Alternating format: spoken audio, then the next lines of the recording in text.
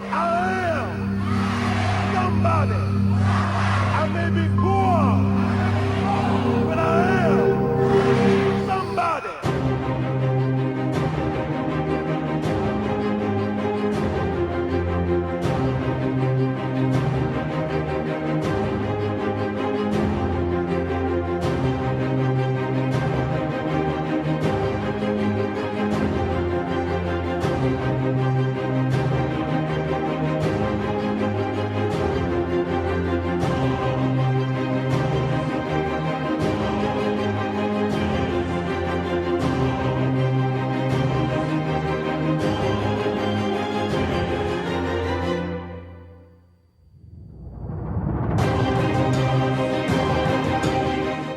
Welcome to the Saturday Morning Community Forum. Today, many of you are doing barbecues and celebrating with fireworks the 4th of July. And so today we want to give people the real meaning of the 4th of July, particularly what does it mean to people of color? What does it mean to African Americans? What does it mean to the unemployed?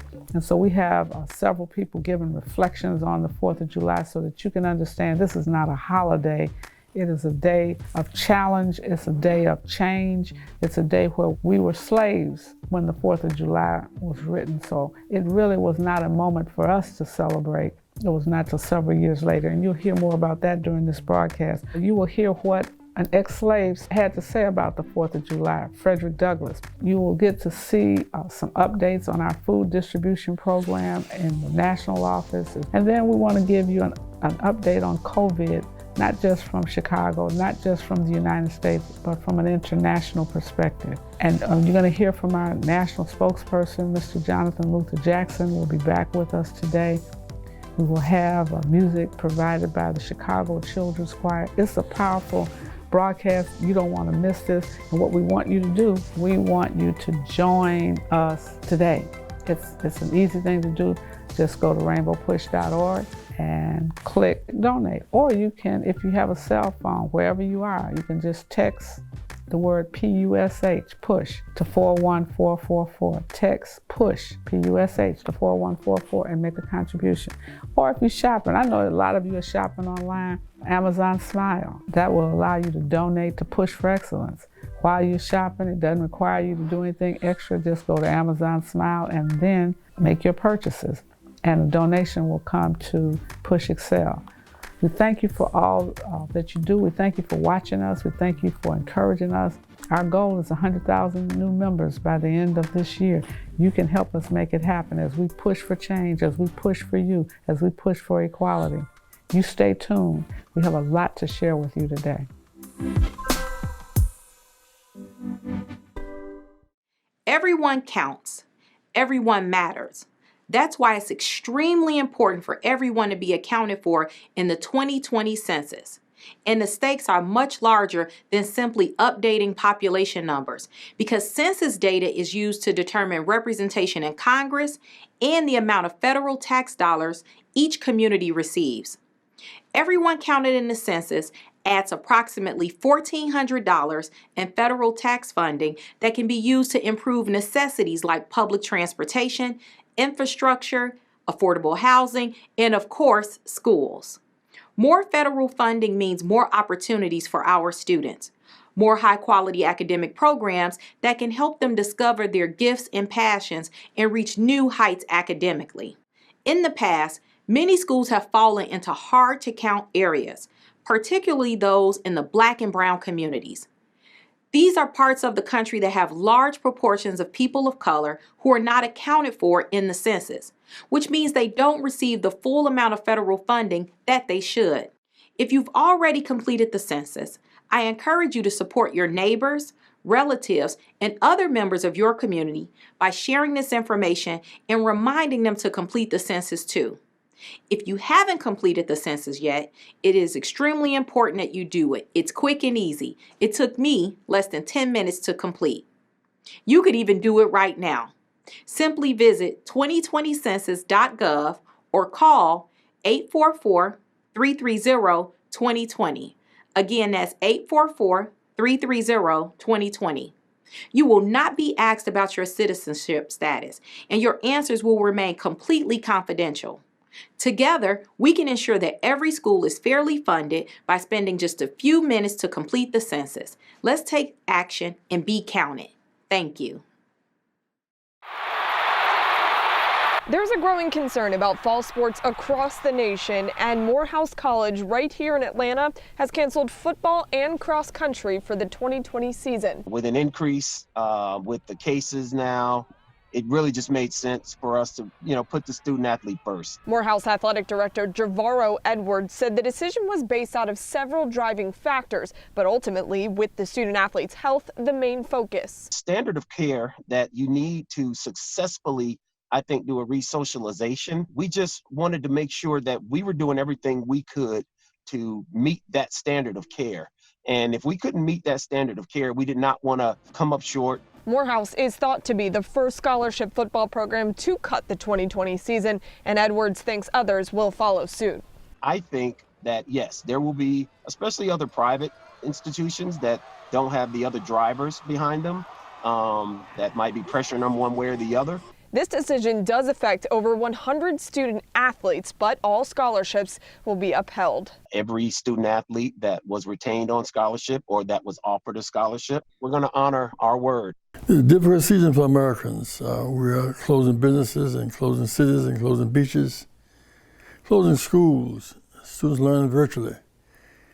Students in this environment cannot honor protocols and play football. We don't have a vaccine. 3 protocols are A, distancing, and don't group up, and hand sanitation. Football players, 11 in a huddle, they can't do hand sanitation. They breathe on each other, they will catch this germ and they will die. LSU and Clemson, the number 1, number 2 football teams last year, 30 players have tested positive already. They will die. They must maintain their scholarships, be able to stay in school and not lose scholarships and play football when it is feasible. Contact Rainbow Push, 773-373-3366. Parents whose children are in jeopardy, they should maintain their scholarships and not play ball this season. Contact Rainbow Push, 773-373-3366. Thank you.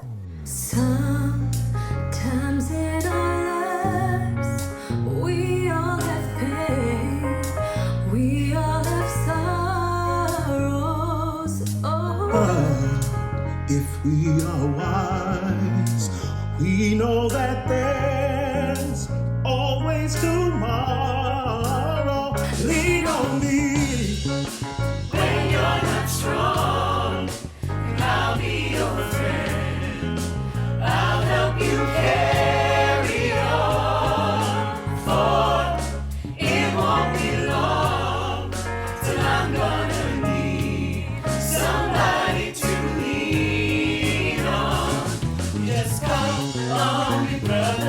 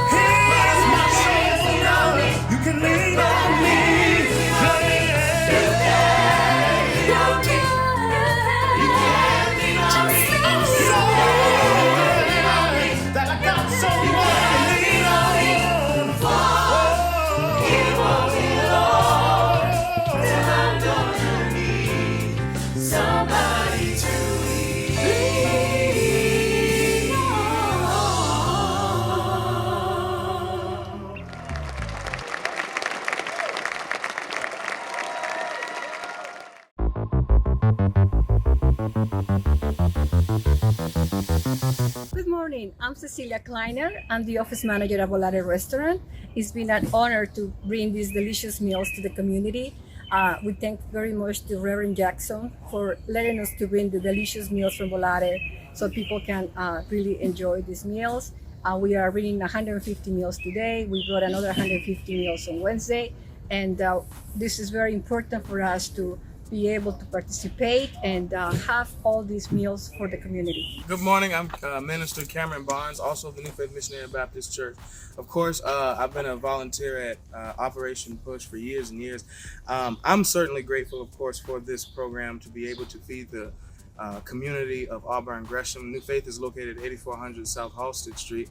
And so we feed a lot of folks in that community. And so we're grateful that we're able to feed hundreds of families each week through Push. So thank you to Reverend Jackson. Thank you to those who have provided these meals. And we thank you to each and every one of those who made this a possible reality. Good day, beloved.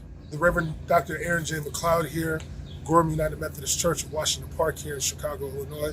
We'd like to thank Reverend Jackson and World Central Kitchen for their donation of healthy meals to our congregation and to our local community. With these meals, we are helping those who cannot help themselves, and your leadership and your generosity is a blessing to the kingdom of God. Thank you for your leadership again. We appreciate all that you do to build stronger and safer communities. Hello, my name is Ansu Jallo, the president of the Gideon Community Association of Illinois and Iowa. Thank you, Reverend Jesse Jackson and World Central Kitchen for providing this meal that we are going to distribute this afternoon to all the members of the Gideon Community Association of Illinois and Iowa. Thank you so much. We really appreciate it.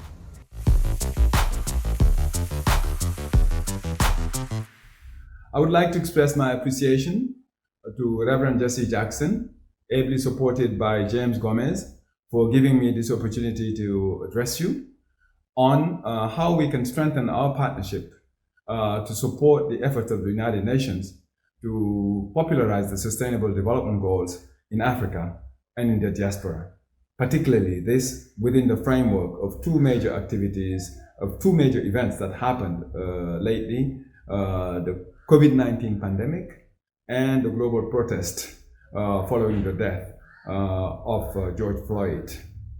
On the 6th of March last, the African Renaissance and Diaspora Network launched a major campaign to give a red card to all forms of discrimination and violence against women and girls in partnership with the United Nations, in partnership with FIFA. That launch took place at the United Nations headquarters in New York. Within days of the launch, our network noticed that there was the big impact of the outbreak of COVID-19 pandemic on vulnerable groups, especially women. Women have borne the brunt of the suffering on the COVID-19 for two reasons. One, because women have been at the forefront of those who have been designated as those whose services are essential during the lockdowns. So they have suffered as a result in terms of injuries, in terms of loss of lives.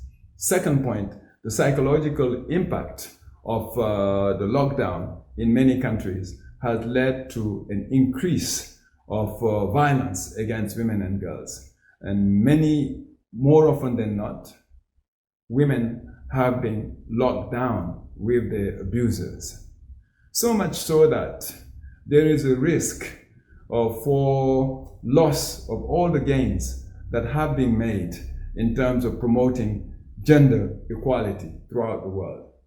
For these two reasons, the African Renaissance and Diaspora Network decided to go back to its partners, to ask all its partners to accelerate the campaign to give a red card to all forms of discrimination and violence against women and girls.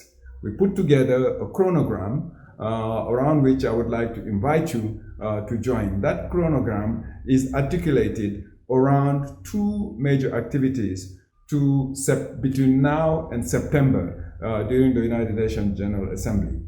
On the 24th of July, we will hold a major summit entitled Women of the Diaspora, International Summit on Anti-Racism. That is on the 24th of July, under the auspices of the first Vice President of Costa Rica. The second major event will take place during the general debate of the United Nations General Assembly in September in New York. And that event is called Africa Open for Business. Those two events will be preceded by a series of consultations with a group of partners around which we would like also to invite you to join us. Partner number one is the youth leaders, using the creativity, the enthusiasm of youth leaders. Number two, the mayors, consulting cities and mayors on COVID-19. Number three, dealing with artisan intellectuals. Number four, dealing with the sports and celebrities. And number five, dealing with universities. So those 4 or 5 partners are those with whom we will hold consultations in preparation for the 2 events that I mentioned earlier. Finally, I'd like to just take a few moments to tell you about the African Renaissance and Diaspora Network, which is an international organization headquartered in New York, who has been in existence for over 20 years, and whose main purpose is really to strengthen the ties between Africa and the daughters and sons of the continent who are descendants and scattered throughout the world. The chair of the board of the African Renaissance and Diaspora Network, the board of directors that is Ms. Constance Newman, the former Assistant Secretary of State for Africa, based in Washington, D.C. So we look forward to having you. And the first action that you can take is go online, www.redcardpledge.com, and sign the pledge so that we give a red card to all forms of discrimination and violence against women and girls. We've got to fight the apartheid of gender as forcefully as we fought apartheid in South Africa. Thank you very much. Fellow citizens, pardon me. Allow me to ask, why am I called upon to speak here today? What have I or those I represent to do with your national independence? Are the great principles of political freedom and of natural justice embodied in that Declaration of Independence extended to us?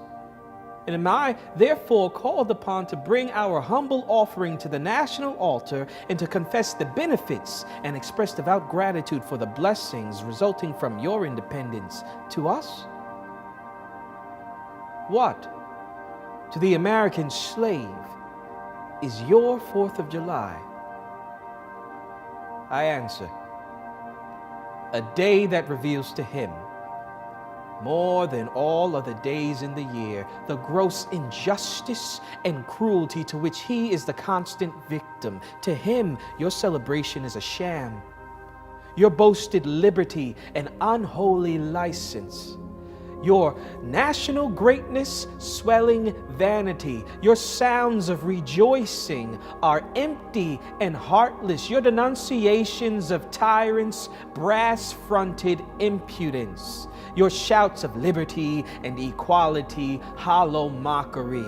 Your prayers and hymns, your sermons and thanksgivings with all your religious parade and solemnity are to him mere bombast, fraud, deception, impiety, and hypocrisy, a thin veil to cover up crimes which would disgrace a nation of savages. There is not a nation on this earth guilty of practices as shocking and bloody as these United States of America at this very time. Go where you may, search where you will, roam through all the monarchies and despotisms of the old world, travel through South America, search out every abuse, and when you have found the last, lay your facts by the side of the everyday practices of this nation, and you will say with me that for revolting barbarity and shameless hypocrisy, America reigns without a rival.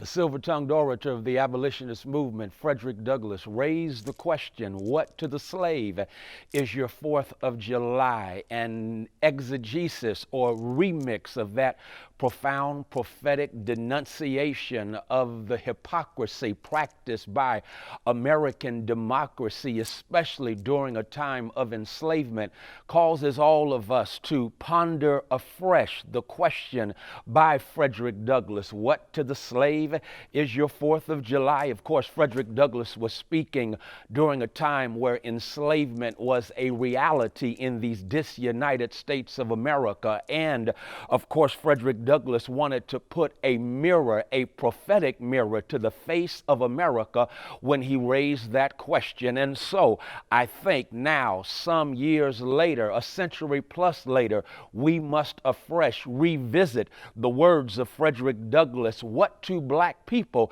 is your 4th of July in these yet to be United States of America, to use the language of the late great Maya Angelou? What to the black America is your 4th of July when black Americans still find themselves agreeing with the poetry that was proclaimed by, who was it, Langston Hughes? What happens to a dream deferred?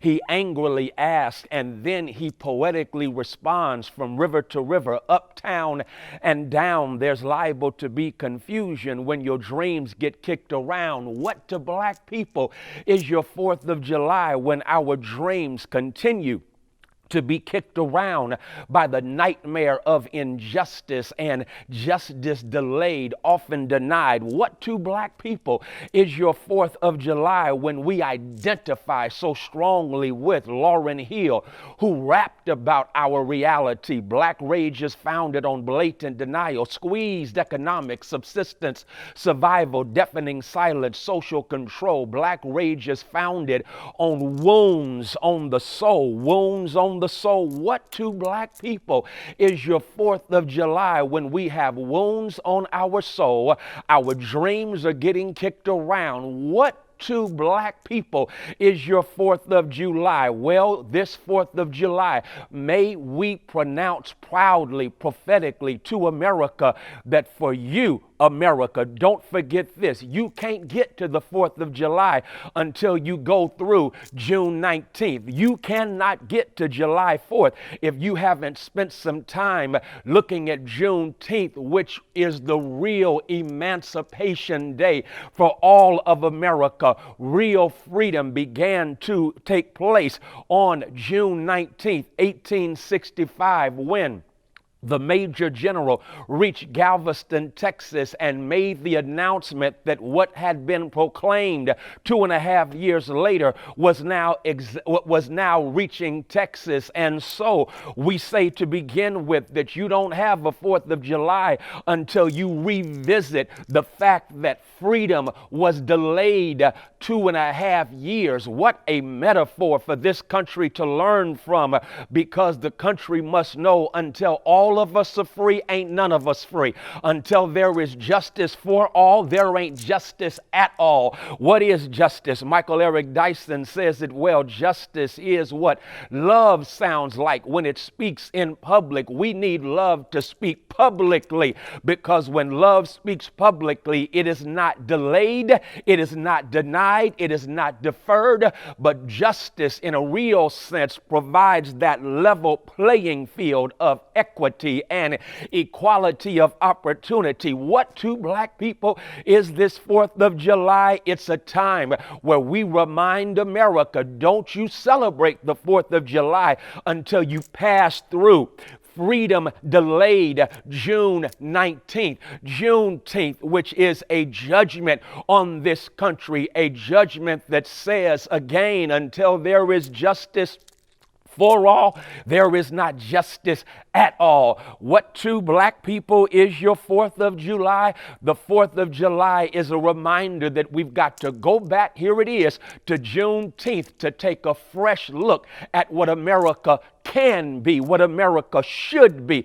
And so may this 4th of July be a time of reflection and introspection as we look at those areas where we have broken the American dream, as we look at those areas where we have delayed justice. But may it also be a time where we reimagine what America can look like. May we reimagine what America should and could become, because we ought to reimagine what America can look like and should look like. I think that's what Breonna Taylor wants us to do. We owe it to Breonna Taylor. We owe it to George Floyd. We owe it to Tamir Rice. We owe it to Trayvon Martin. We owe it to Ahmaud Arbery. We owe it, and I can call the roll, to all of those individuals whose lives were snatched by them by the lie of America, and since their lives were lost by the lie of America, and Jesus says the truth sets you free,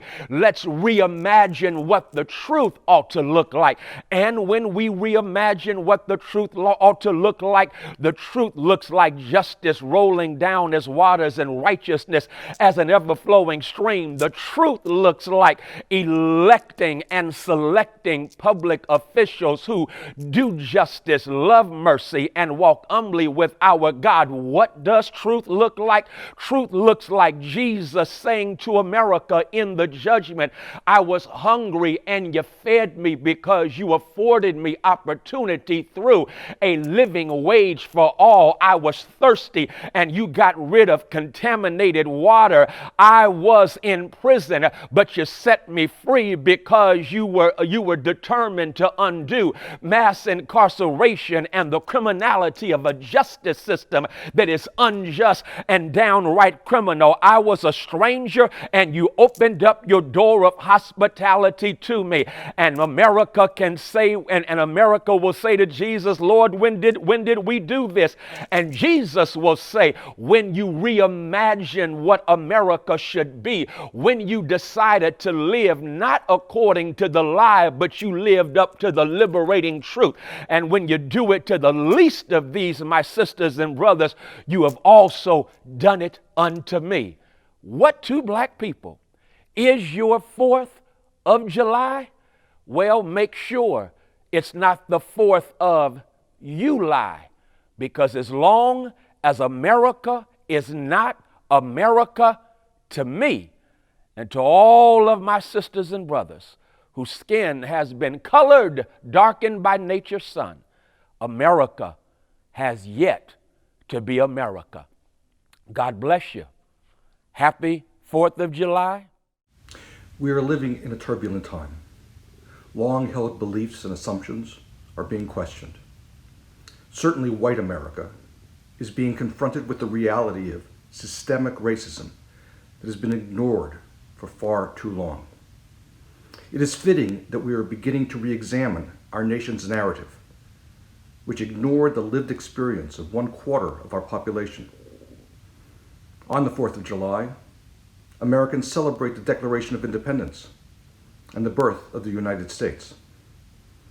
The Declaration of Independence states, we hold these truths to be self-evident, that all men are created equal, and they are endowed by their Creator with certain unalienable rights, that among these are life, liberty, and the pursuit of happiness.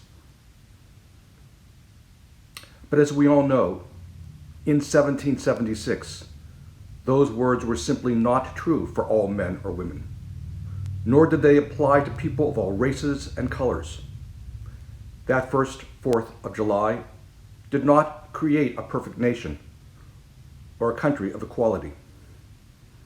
At America's birth, not all people were free or equal. The authors of the Declaration were themselves slave owners and failed to see the inherent conflict between their noble words and their inhumane actions and behaviors. As a rabbi, I approached the Declaration of Independence from Jewish eyes. The overwhelming majority of American Jews arrived in America from Europe and quickly adopted the Declaration of Independence as their own sacred text. In 1790, George Washington wrote a letter to the Jewish community of Newport, Rhode Island, saying, "For happily, the government of the United States gives to bigotry no sanction, to persecution no assistance." But that promise to the Jews of America was not made to the Black Americans of that time. Black Americans could not look to the 4th of July as a date of their freedom, which is why we recently celebrate Juneteenth, the anniversary of the formal emancipation of the slaves. July 4th, 1776, was not a day of independence or liberation for African Americans. Slavery remained a defining element of the culture of the United States, and yet the Declaration became a source of inspiration to those who sought to change America. At least 2 times in American history, the Declaration has been reinterpreted and reformed. 47 years after its writing, Abraham Lincoln redefined its meaning. As Gary Wills wrote in Lincoln at Gettysburg, Lincoln not only presented the Declaration of Independence in a new light, as a matter of founding law, but put its central proposition, equality, in a newly favored position as a principle of the Constitution. This people was conceived in 1776, was brought forth as an entity whose birth was datable 47 years before, and placeable on this continent, and was capable of receiving a new birth of freedom. Abraham Lincoln wrote, "It is for us the living, rather, to be dedicated here to the unfinished work which they who fought here have thus far nobly advanced, that this nation, under God, shall have a new birth of freedom, and the government of the people, by the people, for the people, shall not perish from the earth." 100 years later, on August 23, 1963, standing on the steps of the Lincoln Memorial, Dr. Martin Luther King Jr. once more reinterpreted the Declaration in his "I Have a Dream" speech.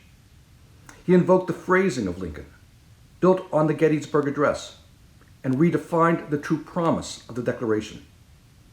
He began his speech just as Lincoln had. 50 years ago, a great American, in whose symbolic shadow we stand today, signed the Emancipation Proclamation. This momentous decree came as a great beacon light of hope to millions of Negro slaves who had been seared in the flames of withering injustice. It came as a joyous daybreak to end the long night of their captivity. King went on to say, "When the architects of our republic wrote the magnificent words of the Constitution and the Declaration of Independence, they were signing a promissory note to which every American was to fall heir. This note was a promise that all men, yes, black men as well as white men, would be guaranteed the unalienable rights of life, liberty, and the pursuit of happiness." It is obvious today that America has defaulted on this promissory note, insofar as her citizens of color are concerned. Instead of honoring this sacred obligation, America has given the Negro people a bad check, a check which has come back marked insufficient funds. I have a dream that one day this nation will rise up and live out the true meaning of its creed. We hold these truths to be self-evident, that all men are equal. In the words of Langston Hughes, that dream is still deferred. The death of George Floyd was only the most recent occasion when the failures of the American promise were revealed and exposed for all to see. 217 years after August 1963, Dr. King's dream remains unfulfilled. On that day in Washington, Dr. King called out the inequality and disparity of American society, and he condemned this country's failure to live up to its noble words and phrases. Now, 57 years later, it is up to all of us to demand the fulfillment of those stirring words, that all people, no matter color, race, religion, gender, sexual identity, All are created equal and endowed by our Creator with the unalienable right to life, liberty, and the pursuit of happiness. It is now up to us to fight and struggle so that that promise will be fulfilled. Hi, I'm Bishop Sally Dick, and I'm the resident bishop of the Northern Illinois Annual Conference of the United Methodist Church. The days between Juneteenth and the 4th of July have been a time of reflection for me about our country, about the church, about our communities, about white privilege, about anti-racism, about what it means to be patriotic right now, about revolution. For white people like me, it needs to be a time of major reflection. I heard so many people say, I never heard of Juneteenth. Well, I'd heard of it and could have answered a couple of multiple choice questions about it. But this year, I heard it with my heart. What I hadn't heard of was the Tulsa Massacre. And what else hadn't I heard of? Changes in policies, politicians, and politics need to happen if our country is ever going to rise up to the ideals that our admittedly flawed founding fathers espoused. We all have a role to play in that, but for people who look like me, it's important that we begin to play a more active, vocal, and faithful role. We need to listen and learn, think, and rethink what we know about our history as a nation and understand how we have participated in the effects of our nation's original sin. Recently, a lesser known but a major contributor to the American Revolution came to my attention, Thomas Paine. While he didn't even get a cameo appearance in Hamilton the musical, we remember a few of his lines. These are the times that try men's souls and women's souls as they supported the effort for independence. He was undoubtedly as flawed as the rest of our founding fathers, but he demonstrates how it takes everyone to make a revolution. Thomas Paine never went out onto the battlefield in the midst of the long, cold winter days and nights, but he inspired countless soldiers to do so.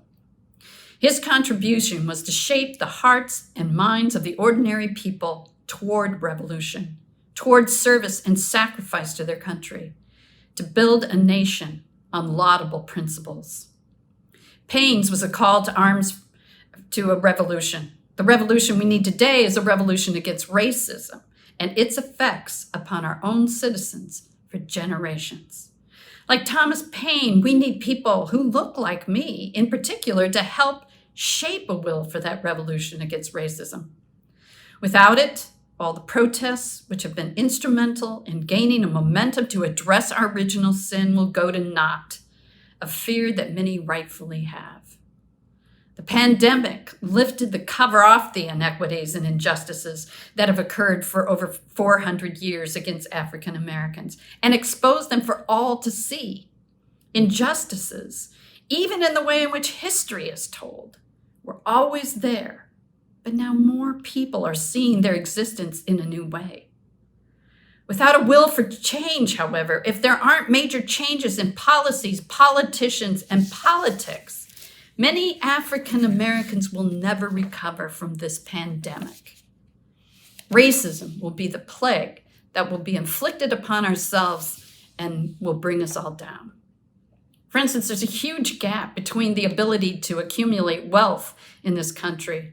And one aspect of white privilege has been not to know that or not to acknowledge that reality. We must boldly create a restructuring of economic gains. Now is the time. We have a window of opportunity, if we will.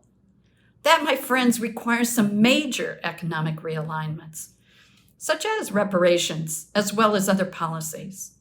It requires all of us to make sure that people vote this fall. It requires all of us to get people counted in the census. But mostly, it requires this will for change, a revolution against racism and its systemic impacts on whole communities of people. These are the times that try men and women's souls, but they are also the times when we can make the most historic difference in the lives of people today and for generations to come. May that be all of our resolve for a happy 4th of July.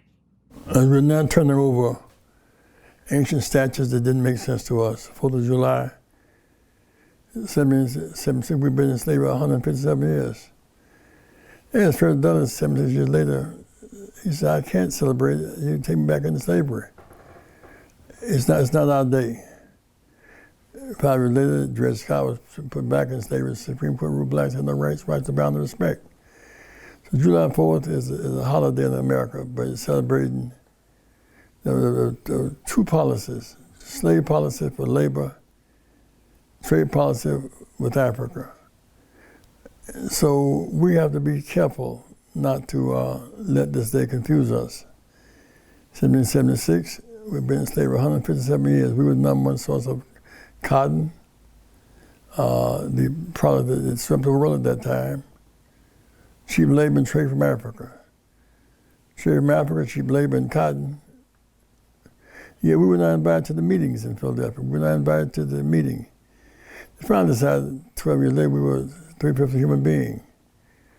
We're still fighting that fight. If we fight for Black Lives Matter, we're still fighting for an American Day when everybody can celebrate. We can't celebrate the day when we were still in slavery.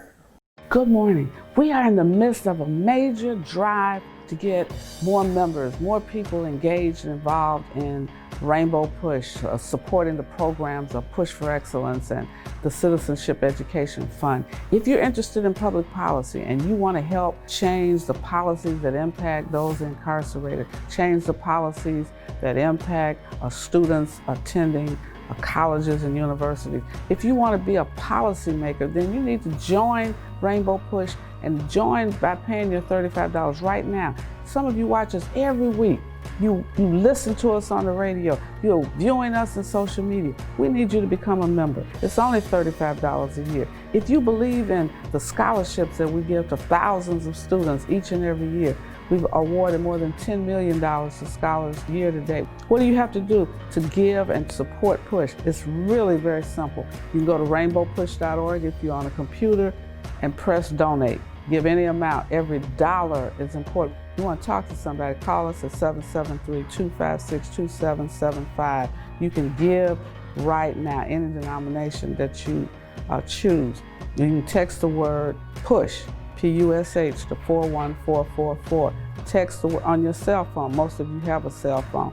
Just text PUSH, P-U-S-H, to 41444. And you can give any amount that you feel comfortable giving. Or call us 773-256-2775, or go to rainbowpush.org and just press donate. Wherever you are, you can support us as we keep pushing for you.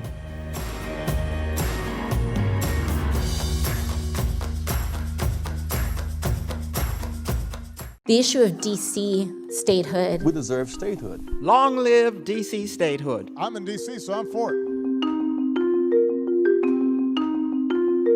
It is absolutely clear that the framers and the founders of our country did not go to war with a slogan of taxation without representation in order to allow that slogan to apply everywhere but in their nation's capital.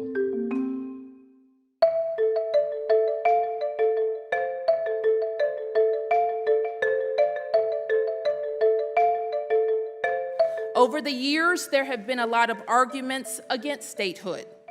You're too small, they say, but we're bigger by population than 2 states, bigger than all states but Oklahoma at the time they were admitted to the Union. It's more residents than 2 of the states.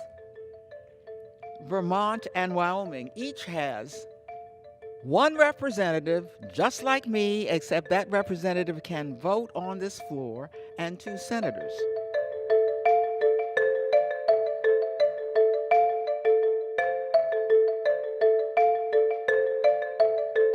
Those who pay the most taxes per capita have the least rights. That is why we are determined to get our rights.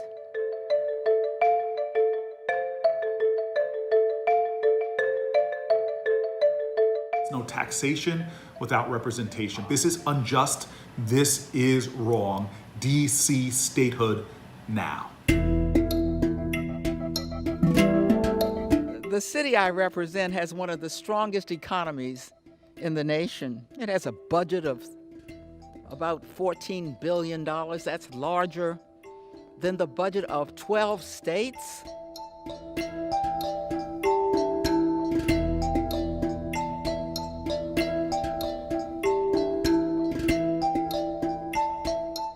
The entire Congress. The Congress then becomes the largest city council on earth. That is occupation.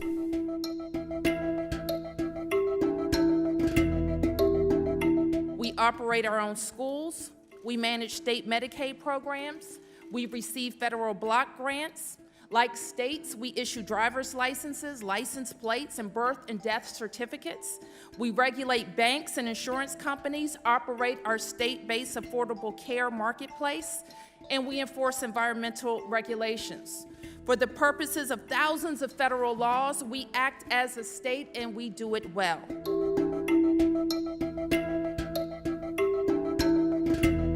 But we have no congressional vote on whether to go to war. Residents of the District of Columbia who fought and died in every war, including the war that created the United States, the Revolutionary War.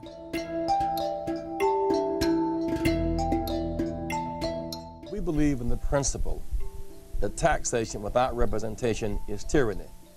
Since we pay more taxes than 10 states and have more people than 5 states, and more of our youth die in war per capita than 47 states, we deserve statehood.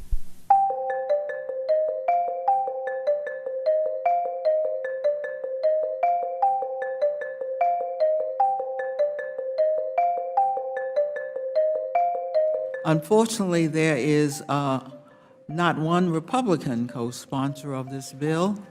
Senate Majority Leader Mitch McConnell called D.C. statehood full-bore socialism. I don't know what this means.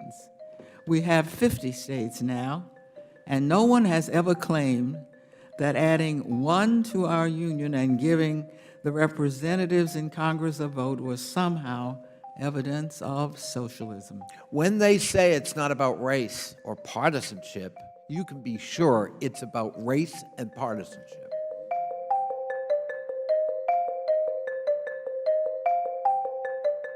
What it really gets down to, if you want to be honest, is because they know that's just more votes in the Democratic Party. And yes, it is true that we are more brown and more liberal than some of you.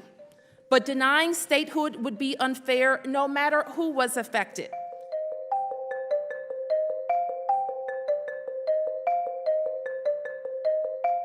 This has been a long fight. I believe that we will achieve our goal. I rise to support H.R. 51, the Washington, D.C. Admission Act, which would end centuries of taxation without representation and make Washington, D.C. the 51st state. And nobody's giving back anything. Washington, D.C. is the home to more Americans than 2 states, and more than 46% of its 700,000 residents are black. Make no mistake, race underlies every argument against D.C. statehood, and denying its citizen equal participation and representation is a racial, democratic, and economic injustice we cannot tolerate. I will never vote to give Washington, D.C. separate statehood status. Washington, D.C. is a city, not a state. Its population is roughly 1/7 that of Alabama. To add perspective, giving D.C. statehood is the equivalent of giving Jefferson County, Alabama, or the Tennessee Valley separate statehood status. That is nuts. History is in order. The District of Columbia originally was 100 square miles. President Washington said, "The Constitution is the guide which I will never abandon." Nothing in the Constitution says that we cannot make the Washington state the Douglas Commonwealth. Frederick Douglass said, "There is no power without struggle." The sons and daughters of Washington, D.C. laid down their life for this country in world wars. They stand for this country in service to this government. Why are we denying them their right? Alaska has 700,000 plus people. There is no population requirement. Gentlewoman's time has expired. Washington, D.C. a state now. Hi, I'm Todd Yeary here outside Dr. King's workshop, the Rainbow Push headquarters. where people of goodwill from all walks and all places gather as comrades in the movement for justice and equality. Social justice movements have been birthed in the imaginations of people in places just like this. You can be a part of this justice movement too.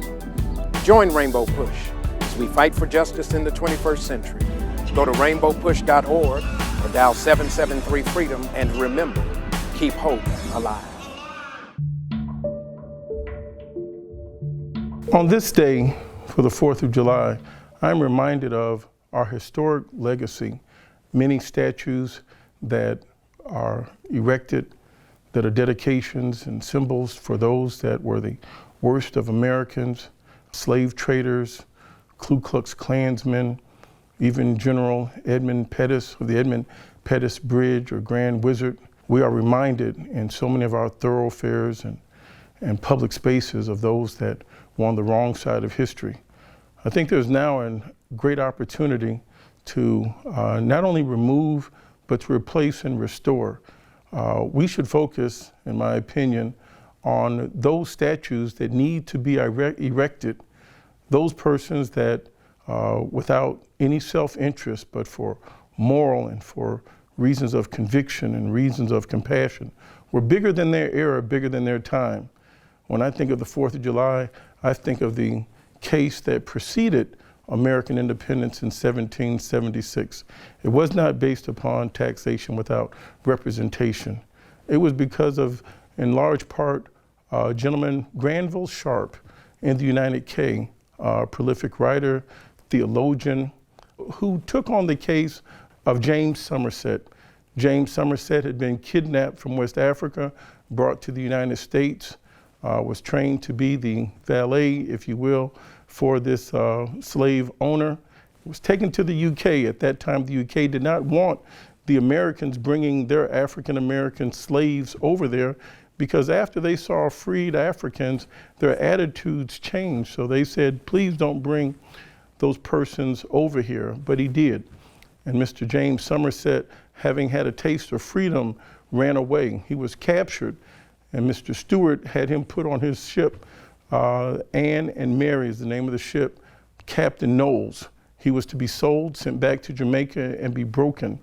Mr. Granville Sharp, who had befriended Mr. James Somerset, filed habeas corpus, the first time that an African body was able to go before the British courts as having a body, being recognized as human, a soul, if you will.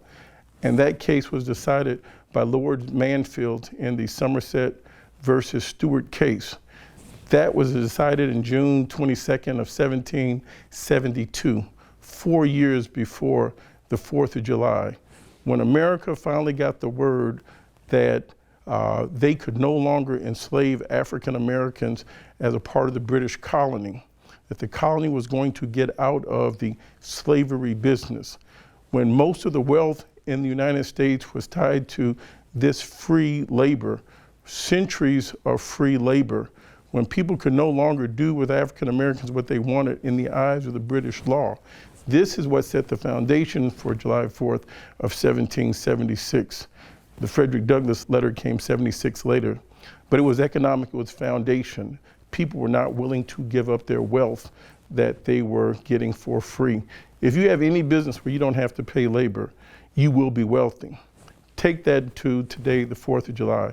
We are living in America in a pandemic with an epidemic of racism and financial calamities going on.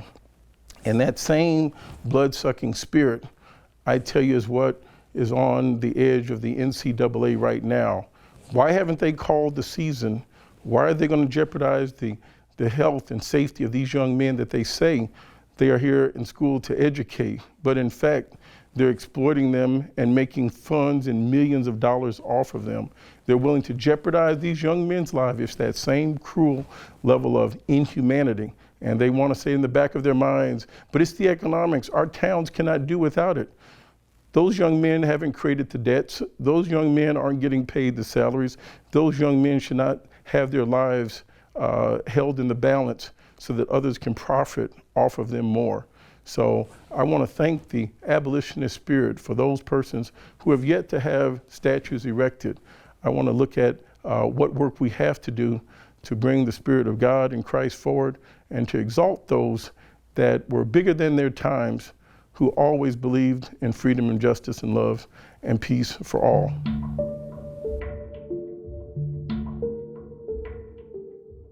They used to say we were just 3/5 of a man, and we had to fight to be fully recognized.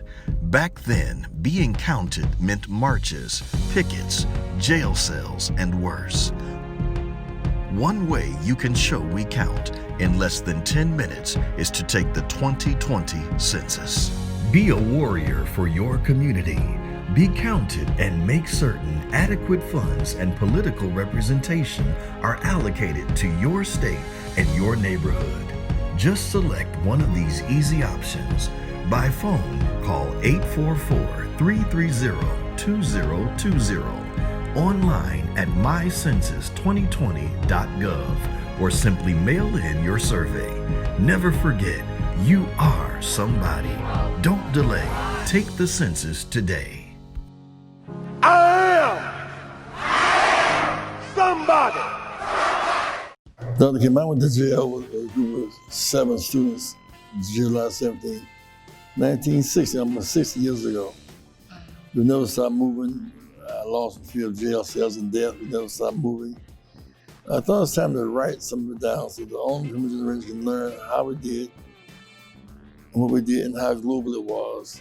Whether speaking about Mandela in South Africa, India, Qatar, Gandhi in India, here at home.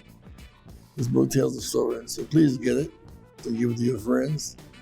Read it, let's argue about it, let's discuss it. Yep, so the book is Keeping Hope Alive, Sermons and Speeches of Reverend Jesse Jackson Sr. It's quite a good collection. You know, we've got sermons and speeches from around the globe because you have made such a global impact, not just here in the U.S., but around the world.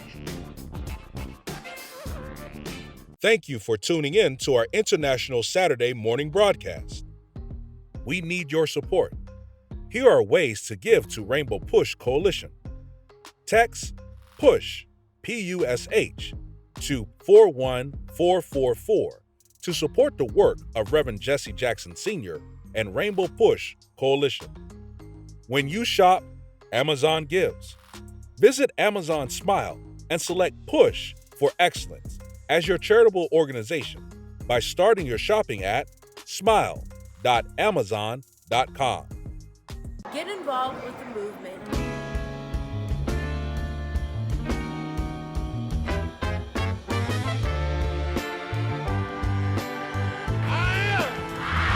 Somebody. I may be poor, but I am somebody. Join the movement. If you're not a member, become a member. I am somebody. Fighting the most important battles for freedom and justice for all. You made us change. Oh, trying to bring closer. Join Rainbow Push. But you're not pushing me away. Join